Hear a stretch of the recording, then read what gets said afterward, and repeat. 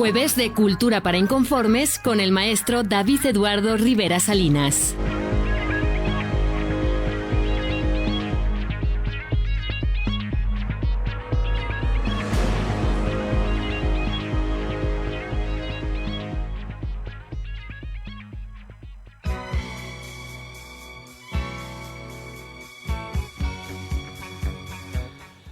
Ocho de la mañana con 18 minutos y bueno, pues aquí en la radio también somos víctimas de la huelga de la Universidad Autónoma de Zacatecas. Y somos víctimas porque regularmente David Eduardo venía 15 minutos y se iba y ahora te tengo que aguantar, cabrón. Llegaste desde las 7 porque te corrieron de tu casa. ¿Y ahora qué hago yo, cabrón? Aguantarme. ¿Cómo estás?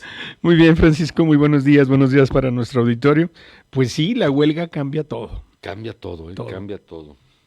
Fíjate, bueno, entre muchas cosas, ¿no? Este viernes, mañana, iba a haber un homenaje a Amparo Dávila allá en Pinos, iba a ir gente de la Universidad Autónoma de Zacatecas, cancelado, y esto, ¿qué tiene que ver una cosa con la otra? Pues sí bueno, tiene que ver.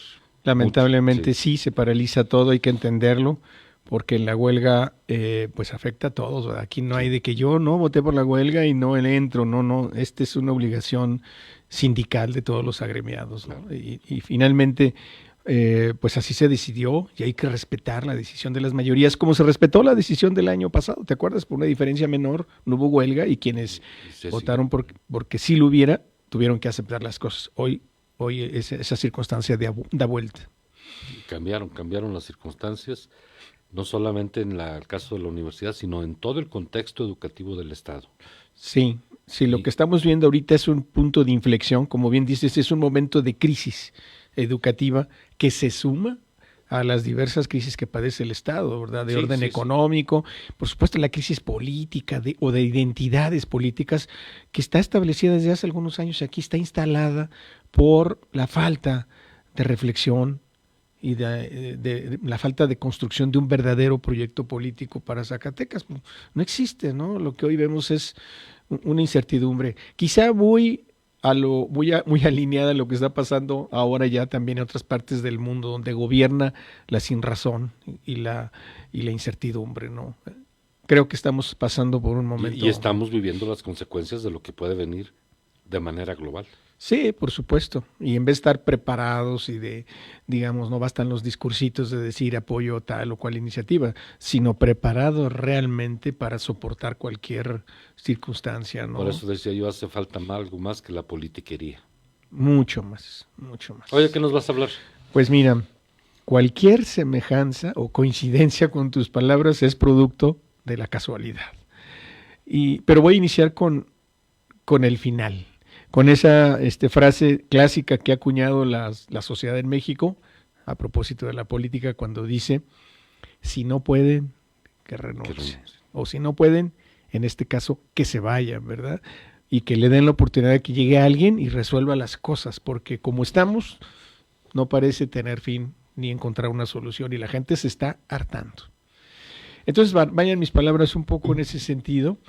Es una reflexión como la que hace cualquier ciudadano al estar observando esto que está pasando y al estar inmerso, porque pues finalmente yo también formo parte de la institución, en este caso de la universidad, y he estado presente en las discusiones sindicales por interés propio para informarme y tener una actuación, digamos así, informada, reflexiva, y me doy cuenta que lo que está imperando en todos los sentidos pues es, más allá de la sinrazón, una soberbia mal entendida incluso, porque se puede actuar con cierta dignidad, pero cuando ésta se confunde con soberbia, hemos dicho aquí varias veces que la soberbia se disfraza de muchas cosas y sus ropajes son muy, muy cambiantes, entonces se producen estos momentos de parálisis completamente. La soberbia siempre ha sido mala consejera. Mala consejera. Y si a eso le sumas consejeros malos, es decir, nunca falta alguien hablando al oído que le dice no hay que hacer esto o hacer alguna otra cosa, los resultados no son muy buenos, ¿no? Sin embargo, no quiero ser pesimista y pienso que quienes nos gobiernan, quienes dirigen las instituciones, quienes tienen que tomar las decisiones en este momento coyuntural, aún tienen la oportunidad de reivindicarse. Si son inteligentes, en este momento pueden tomar decisiones que cambien la percepción que la gente está teniendo sobre ellos, porque la verdad nunca había visto yo en los últimos gobiernos, y vaya que hemos sido testigos ya de un buen número, Francisco, de esta situación, ¿eh? Recuerdo otros gobiernos cuando la gente está cansada o molesta con los gobernantes, pero no al nivel de lo que estamos viendo hoy, ¿eh? Bueno, yo hablaba de la lucha de poder que hoy tienen el magisterio y quienes mandan aquí en Zacatecas, y van perdiendo los que mandan, ¿eh? El magisterio demostró muslo, el magisterio ha demostrado inteligencia y exigencia por sus derechos. La UAS está haciendo lo mismo. Por eso hablo yo de que si se mantienen los profesores y los universitarios, va a cambiar el proceso de rectoría, el proceso electoral de rectoría y el proceso electoral del gobierno del Estado. Sí, sea cual sea el resultado, esperemos que sea para beneficio de toda la gente, pero las cosas ya cambiaron. Y si esto no lo entienden quienes están al frente, pues entonces su caída tarde o temprano va a ser mucho más estrepitosa, ¿verdad? En fin, yo modestamente, como cualquier ciudadano, cualquier integrante de la comunidad universitaria, me sumo al llamado que se está haciendo todos los días de que las autoridades, particularmente en este caso la universidad, no tiene otra alternativa, tiene que cumplir con su deber, tiene que cumplir con su tarea. Para eso está ahí, para resolver las cosas. Y en el Estado es lo mismo, tienen que dar la cara y resolver las cosas.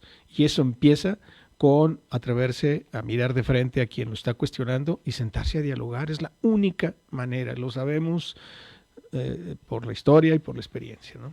Pues ojalá. No ha sucedido y yo veo muy difícil que Rubén Ibarra se siente con Jenny González y veo muy difícil que David Monreal se siente con los maestros. Pues tendrán que hacerlo, tarde o temprano, de una manera. Por eso siempre mandan al secretario gobernador de Zacatecas, Rodrigo Reyes. Pues ojalá prevalezca ya digamos una mayor sensibilidad, porque si esto se prolonga, o sea, en todos los órdenes, la parálisis educativa del Estado, los bloqueos, etcétera, y por supuesto la huelga en la universidad, otras instituciones que están tan paralizadas, escuchaba lo de telebachilleratos, lo del tecnológico del Tlaltenango, o sea, son demasiadas. Y eso es el sector educativo, pero todo lo que está detenido. Sí, por supuesto. Transporte, gastronomía, bueno, hasta los puestos de los tacos están solos. Todo, la gente que vive de todos estos movimientos, digamos, está en este momento a la expectativa y va a decantar su opinión en un sentido o en otro, va a mostrar su molestia tarde o temprano si no se resuelve por quienes tienen la obligación de resolverlo. Te escuchamos, David. Bueno, estimado auditorio, insisto, cualquier coincidencia, cualquier semejanza, no tiene nada que ver con... Fíjese usted, creo que resulta bastante fastidioso, lo digo a tono personal, eso de criticar constantemente a los políticos, pero es que no nos dejan otra opción, ¿verdad?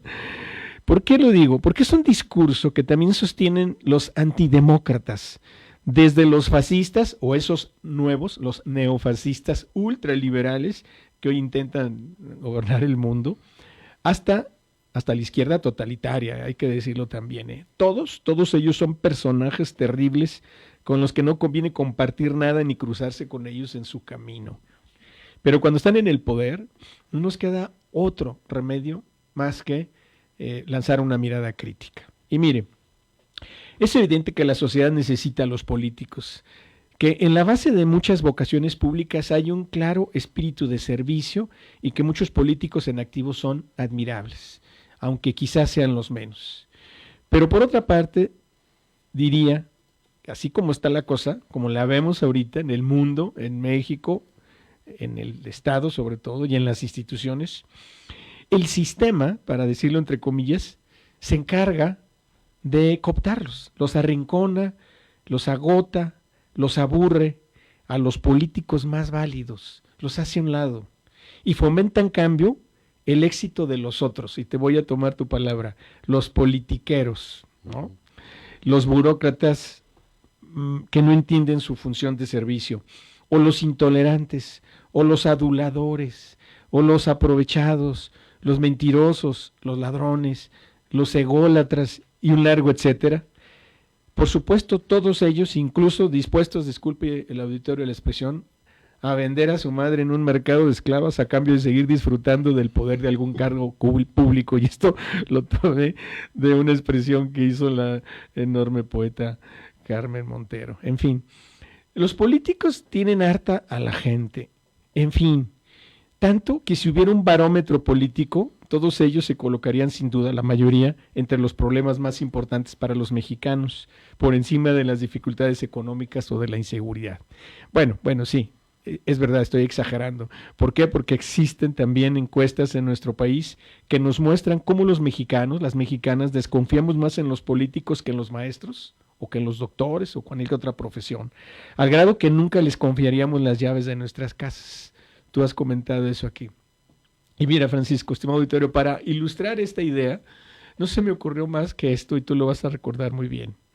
Yo recuerdo aquel magnífico conversatorio en aquel inolvidable Hey Festival de julio del 2010, en el antiguo templo de San Agustín, cuando el muy grande cantautor español, que ya no está con nosotros, Luis Eduardo Aute, demostró cómo se puede envejecer siendo coherente, auténtico y eternamente joven. Pero lo que más recuerdo es que el lugar estaba lleno de vida y de gente entusiasmada. Tú estuviste ahí, yo estuve ahí y muchísima gente. Pero casi no vimos políticos. A mí me llamó la atención ese día. Puede que hubiera algunos entre el público, me consta, sí. Pero la mayoría de los políticos de ese tiempo, muchos de ellos siguen ahora, andaban por ahí diciendo tonterías. Y eso es, pienso yo, lo que los descalifica, Francisco, que cada vez están más lejos de la realidad y deberían ir más a conciertos, deberían ir más a conversatorios, deberían leer más libros, deberían salir, deberían reír más, deberían ser más personas y no politiqueros obsesionados por los intereses del poder o de sus partidos políticos.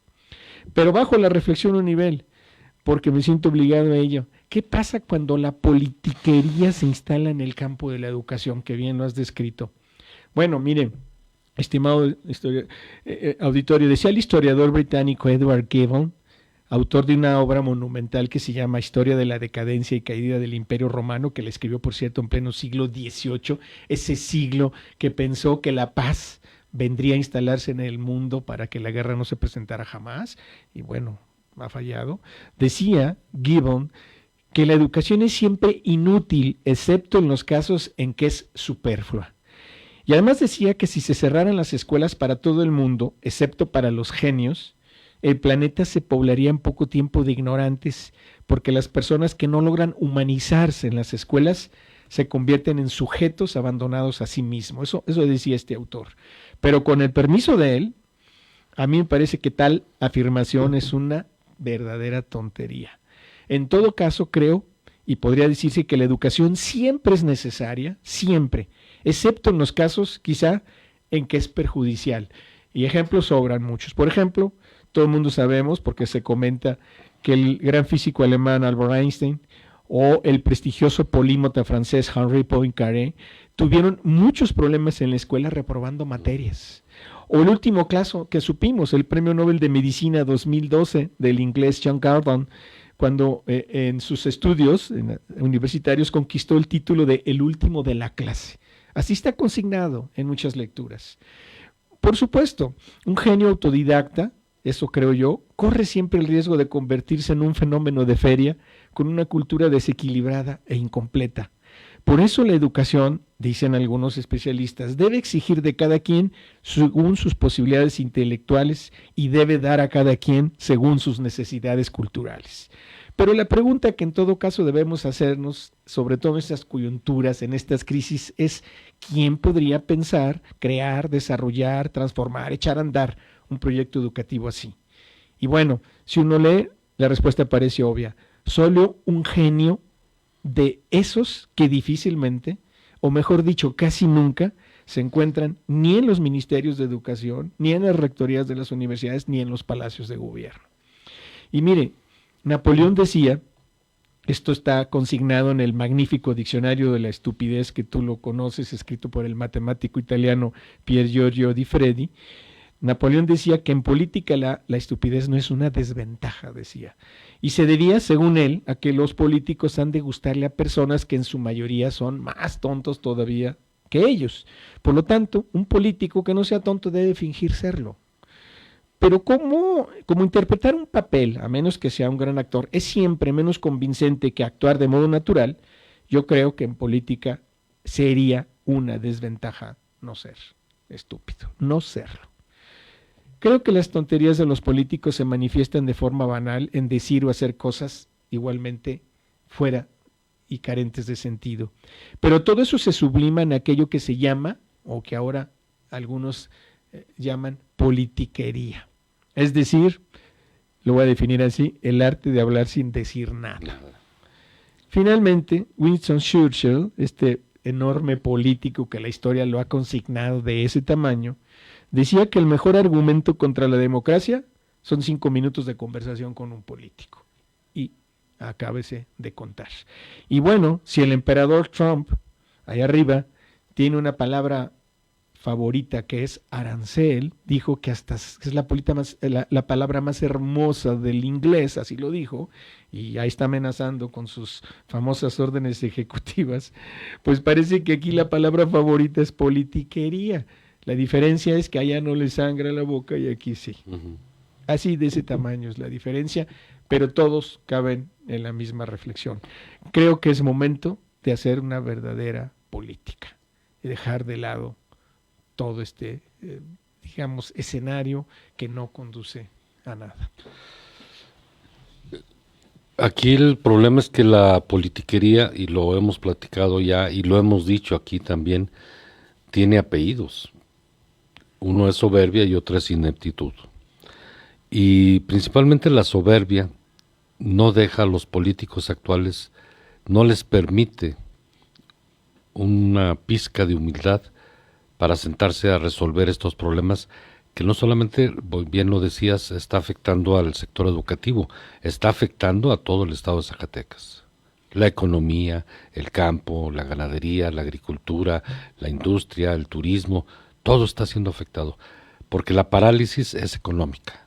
La percepción de la gente, mira, una vez lo comentamos aquí, si recordarás, casi no hay familia, me atrevo a afirmarlo, en Zacatecas que no esté vinculada a la educación. Claro. De una manera o de otra. Podría decir incluso que todas, ¿verdad? Quizá las personas, las familias más marginadas que no tienen trabajo y que sus niños no van a la escuela sean la excepción, pero la gran mayoría está vinculado al sistema educativo. Es que piensa en esas familias. El que no tiene un Uber, tiene un puesto de tacos, tiene un restaurante, tiene una relación con el transporte urbano, todos tenemos que ver algo con la educación. Todos. Por eso debemos de cuidarla tanto, por eso debemos de atenderla. Es cierto que hay excesos, es cierto que de repente hay manifestaciones fuera de las posibilidades, pero eso no se resuelve con descalificaciones, con indiferencias, se resuelve dando la cara. Por eso insisto, aquí no hay salida. Quienes están a cargo de estos procesos tienen la responsabilidad de resolverlos, es su obligación y tienen que sentarse a resolverlo. Y otro punto, David, hablo en este momento exclusivamente de la universidad. También la huelga es un momento que nos debe de llevar a universitarios y a no universitarios a valorar la importancia de la Universidad Autónoma de Zacatecas. Estamos viendo su importancia no solamente en la parte educativa, en la parte de investigación, en la parte de la creación de los futuros profesionales de Zacatecas. Hoy en día lo estamos viviendo, repito, en este momento, para la universidad y se para Zacatecas. Y no la ciudad, el estado. Sí, la universidad, esta es una apreciación muy personal y con ella yo trabajo, llamo tanto a esa institución, porque me dio un proyecto de vida y porque nos ha hecho lo que somos, así, en una expresión. La universidad es el proyecto cultural más importante que tenemos en Zacatecas y si no lo entienden así, pues... No. Pero lo curioso es que ¿quién no lo entiende? ¿La sociedad o los propios universitarios? Hay un desentendimiento de esto. Hay un divorcio, ¿no? Fuera y dentro de la institución. Es más grave adentro, por supuesto, porque entonces se cortan las posibilidades de que la institución sea eso, lo que es, el proyecto más relevante. Y lo triste, y sucede en todas las universidades. Me tocó vivir muy de cerca también allá en Guadalajara, ya hemos platicado también tú y yo, la vida de Rubén Padilla al frente de la Universidad de Guadalajara. Pero aquí yo insisto, ¿cómo es posible que dos grupos, el de Alfredo Femat y el del doctor Domínguez, sea quienes manejen toda la universidad? Cuando la universidad se supone está enseñando nuevos criterios, está enseñando la universalidad, está enseñando el respeto a nuevas ideologías. Hoy el poder de 2 hombres conducen nuestra universidad. Uno más, uno menos, pero ahí están. Sí, y estoy seguro, esto lo digo con pleno convencimiento, que la mayoría de los universitarios no pertenecen a esos grupos políticos, ¿verdad? Pero los que pertenecen son los que toman las decisiones. Pasa lo que en los partidos políticos, ¿verdad? Exacto. Están cooptados por unas minorías que tienen los hilos, digamos, de todo eso. Y súmale pues la inacción, la falta de participación, de activismo, como se dice ahora, que la mayoría permite que una minoría haga lo que quiera, ¿no? Y yo sí estoy convencido que la universidad es mucho más que 2 grupos políticos. Muchísimo más, es más fuerte y va a salir adelante, porque las circunstancias van a obligar a las personas a resolver las cosas. Pero es mejor darse cuenta de eso, tomar conciencia, como decimos, y actuar de inmediato. Mientras más pronto se resuelvan, mejor. Por eso decía, todavía tienen la oportunidad de reivindicarse. Yo creo eso, todavía. Lo único que necesitan es no dar un paso de costado, no esconderse, sino hacia adelante y hablar y decir, aquí estoy, vamos a resolver las cosas. Eso no es vergonzoso, eso no atenta contra la dignidad de las personas, al contrario. Las dignifica. Las dignifica, al contrario, las hace más respetables para el resto de las personas. Pero si se esconden, si huyen de los problemas, si evitan solucionarlos, lo que van a ganar es exactamente lo contrario. Y bueno, la historia es una señora, una jueza muy dura, que tarde o temprano, a través de su gran aliado, que es el tiempo, pone a todo mundo en su lugar. ¿Crees tú, por tu experiencia, por lo que hemos vivido en otros procesos, que se alargue la huelga?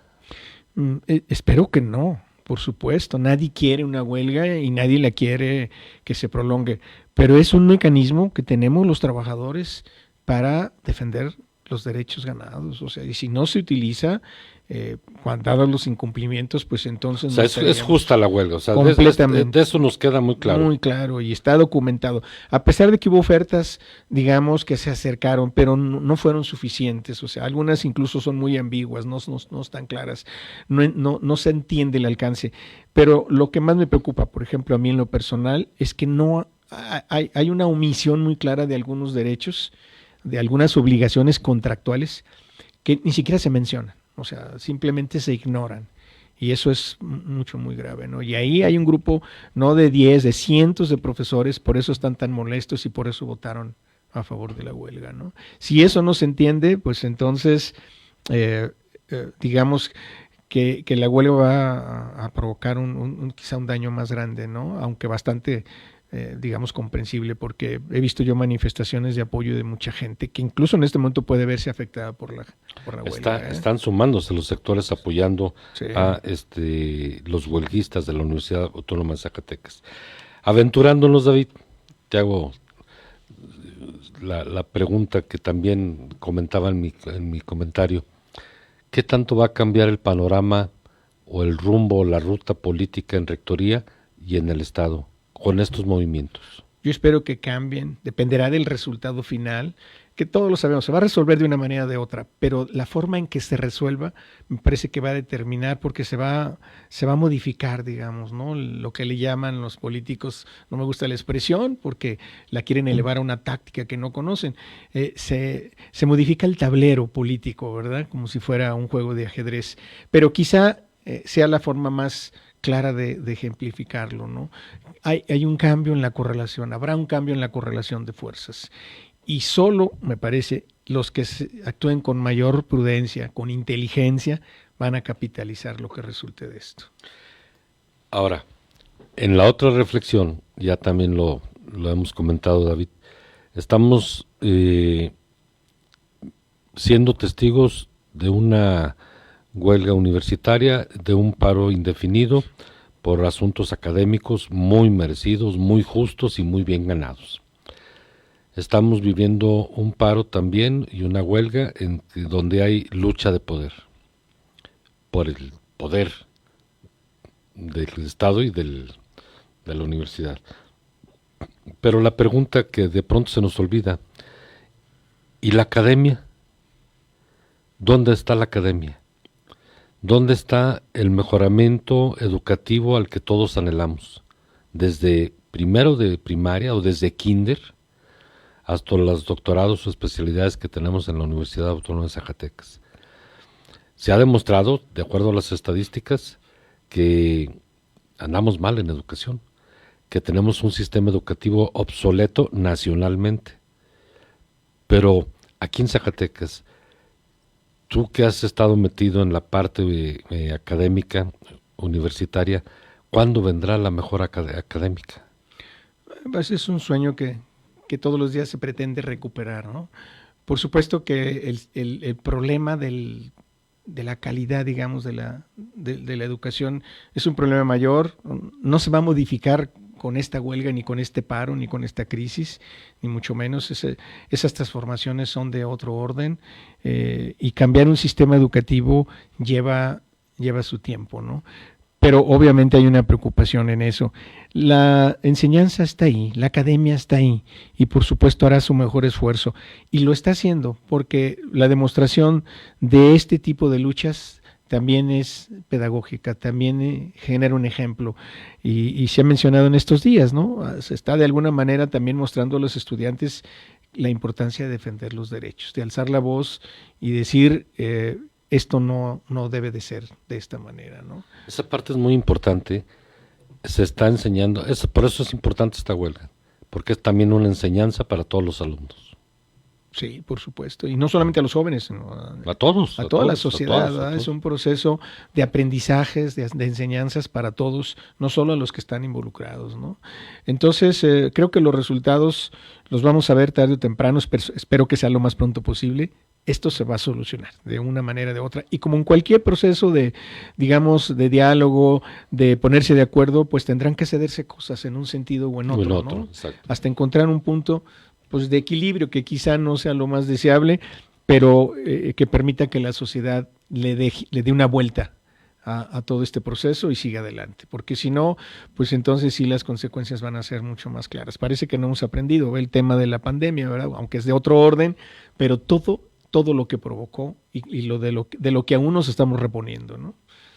Y fíjate, cambiando un poquito de tema, déjate busco un dato que tengo aquí. Aquí está.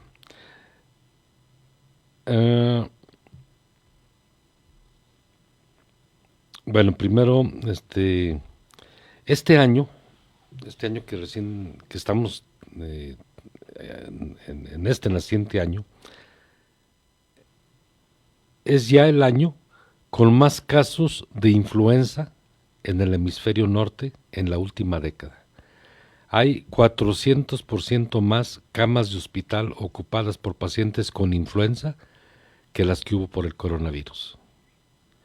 Es la primera vez desde que empezó la pandemia del COVID en el que la influenza supera el COVID. Bueno, pues vaya escenario, trasládese la reflexión. Para eso ayuda la huelga, ¿verdad? Sí, claro. Para que no haya.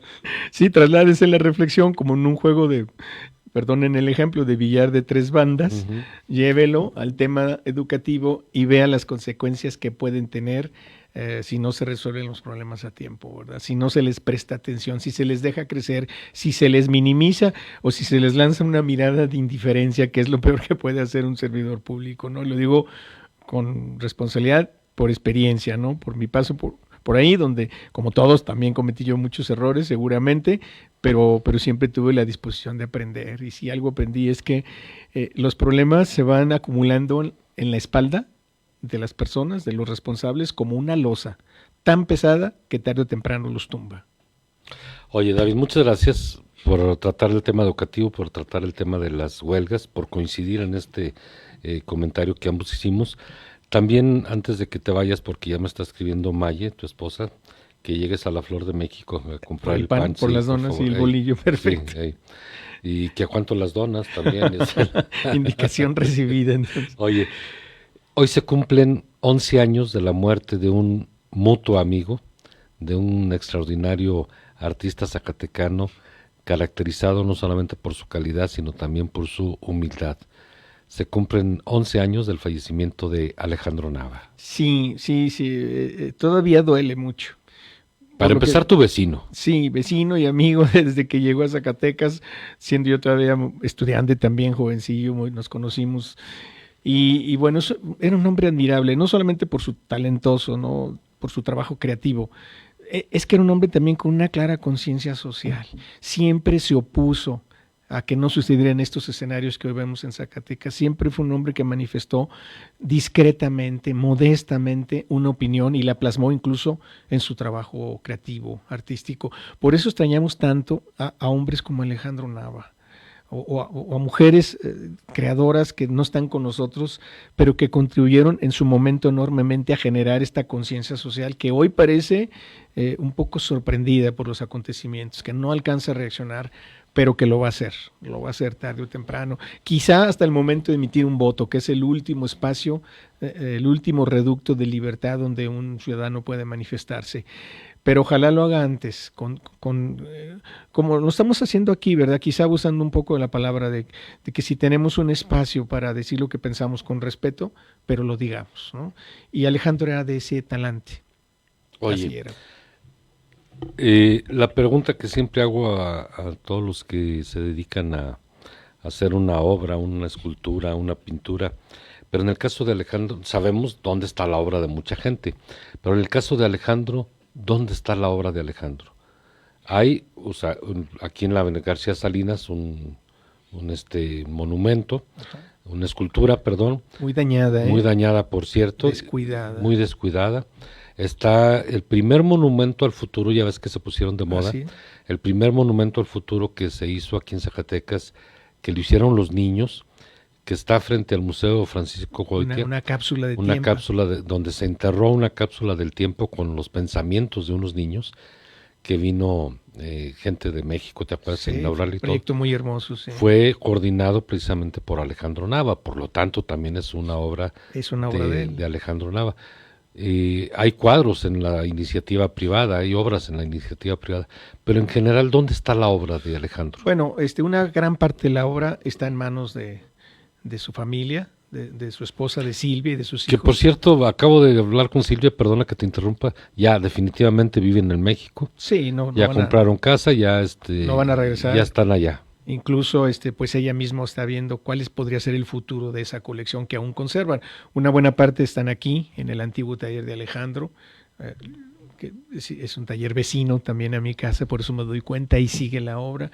Otra pues está en manos de coleccionistas y una parte, no sé qué tan grande, lamentablemente está en manos de pillos, es de gente que tuvo en sus manos la posibilidad de ver esa obra y la tomó y se la llevó.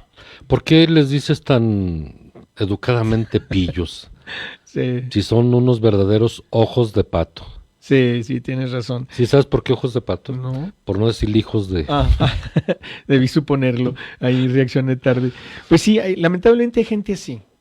Y está consignado. Oye, gente, que son autoridades, que fueron autoridades. Lo fueron en su momento, pero hay gente que se llevó algunos cuadros de Alejandro, lamentablemente, o que no se sabe dónde están. Tampoco podemos asegurar que están en la casa de alguien en particular, pero se perdieron algunos, ¿verdad? Y eso es muy, muy lamentable. Eso es un atentado contra el patrimonio, eso sí es.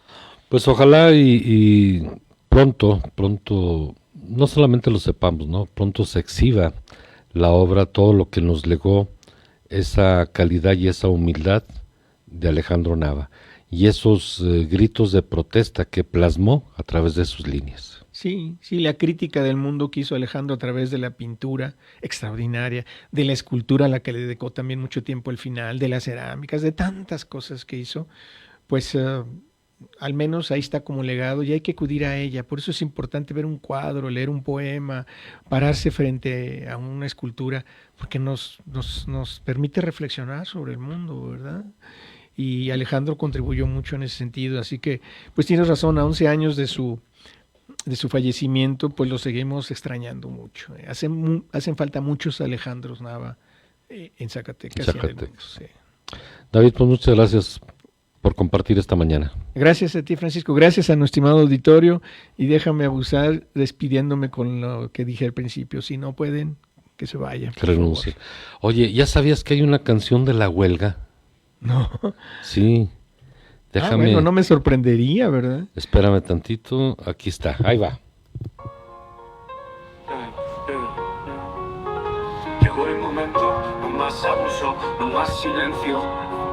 Es el Spawak con fuerza y talento. La lucha sigue, seguimos despiertos. No es un paro, es un grito a la historia.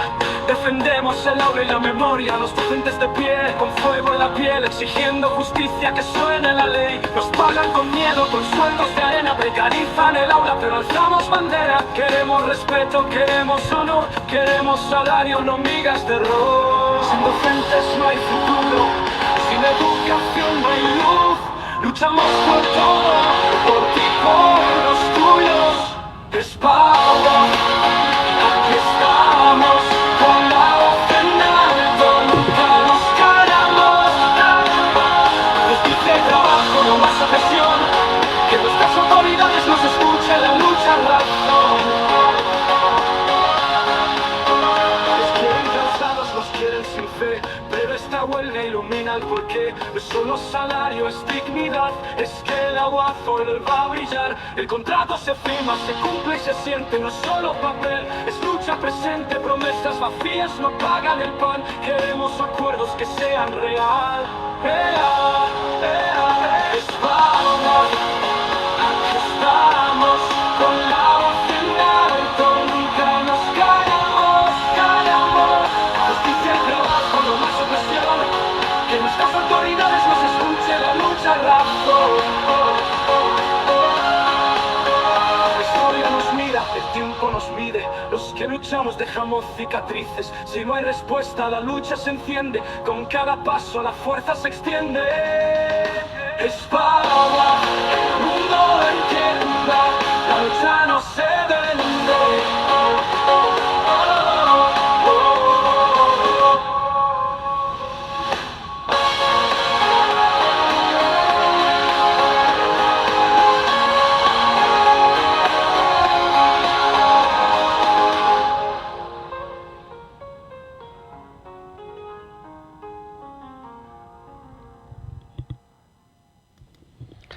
Pues ahí está esta canción que se hizo exprofeso por la huelga que está viviendo hoy la Universidad Autónoma de Zacatecas. Muy bien hecha, muy, muy bien hecha, con un mensaje muy claro. Excelente día. Ahorita te la comparto y bueno, ahí estamos. Vamos a una pausa comercial. Operador irresponsable, a ver hasta qué horas. Mi querido Adrián, ya la pausa comercial y prácticamente nos despedimos. Que tenga usted un excelente día.